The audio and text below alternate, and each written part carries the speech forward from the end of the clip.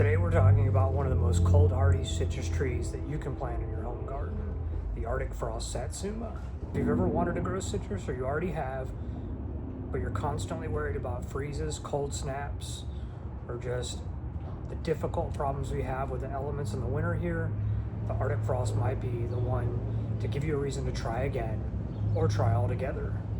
Let's break down the reasons why people love it, why it's our favorite recommended choice, and help you make a decision whether or not you're going to plant a new citrus tree this season. The Arctic Frost is a cold-tolerant Satsuma mandarin that was developed specifically to handle colder than normal temperatures that tend to do better than your most common varieties that we've seen in earlier years. This evergreen citrus tree grows a compact size, making it even very accessible for container gardeners, and it produces an easy pill sweet mandarin that is loved by many people. It's a great choice, again, if you want to get back into growing citrus. So let's talk about some of the more specifics. When it comes to cold, the Arctic Frost really shines. Once it's established, it can actually tolerate temperatures down potentially into the low teens, but ideally probably more in the low 20s, which is pretty impressive for a citrus tree. That said, cold hardiness improves with age, and this is going to be more for an established tree. It's still really important to place your citrus tree in a proper location if it's going to be susceptible to cold temperatures. Ideally, we want to have it planted near a structure, a windbreak, or maybe a south-facing wall, blocking it from the cold north wind that we commonly see in winter.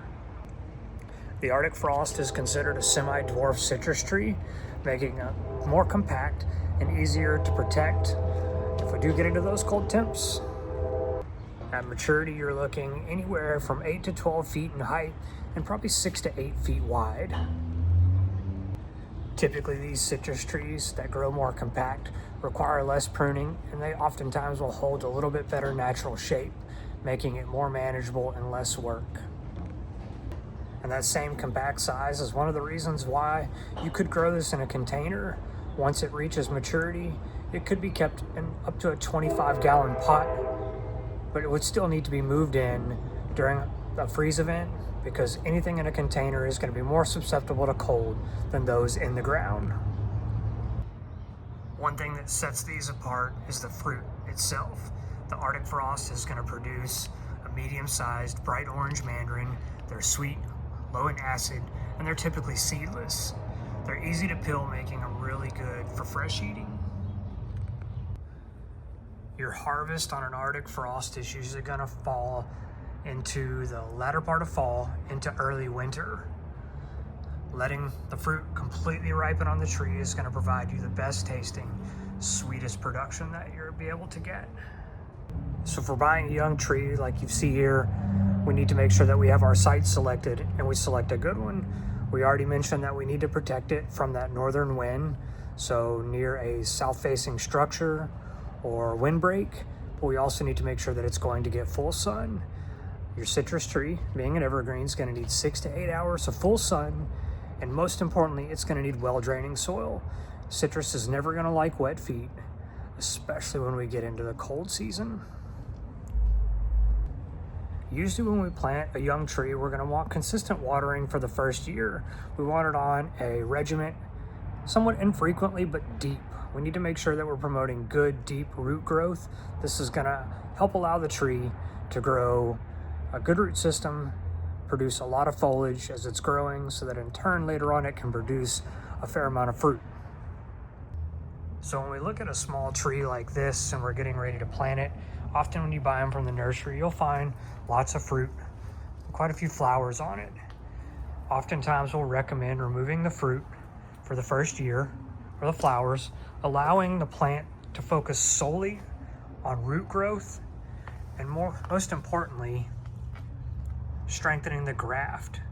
This graft here is what is going to allow this plant to have that extra cold tolerance.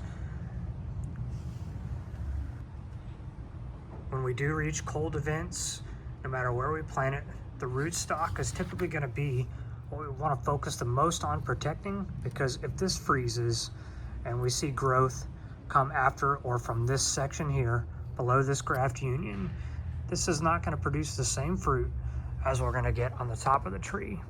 Oftentimes the foliage will grow different, and it's pretty noticeable that the tree doesn't look the same. Next, we're going to want to make sure that we feed the soil around these trees. We typically like to use a slow release organic fertilizer, and we'll do so when we start seeing new buds or leaves break on the plant. In the late winter, most of the time here, it's going to be in the very early spring, sometime in March. We'll fertilize with that slow release organic once, and then probably follow up again in 90 days. We always want to avoid fertilizing in the latter part of the year because while the citrus is an evergreen, it does go dormant. So it goes through a phase where it's not growing. And if we are fertilizing heavy during that time of year, we could potentially promote young tender growth, which is going to make the tree more susceptible to frost or freeze damage. And when we look at pruning on an evergreen tree like a citrus, we're mostly going to prune for health and shape, removing any kind of dead branch material, or we might remove branches that are crossing over or rubbing against each other like this here. But in the first year or two, pruning will be very minimal and will only be done to help maintain the shape. So when it comes to pros and cons of the Arctic frost, it has excellent cold tolerance for a citrus, produces sweet, easy to peel fruit, and stays a manageable size, working well for most home gardeners and even container gardeners. On the downside, it's a citrus tree.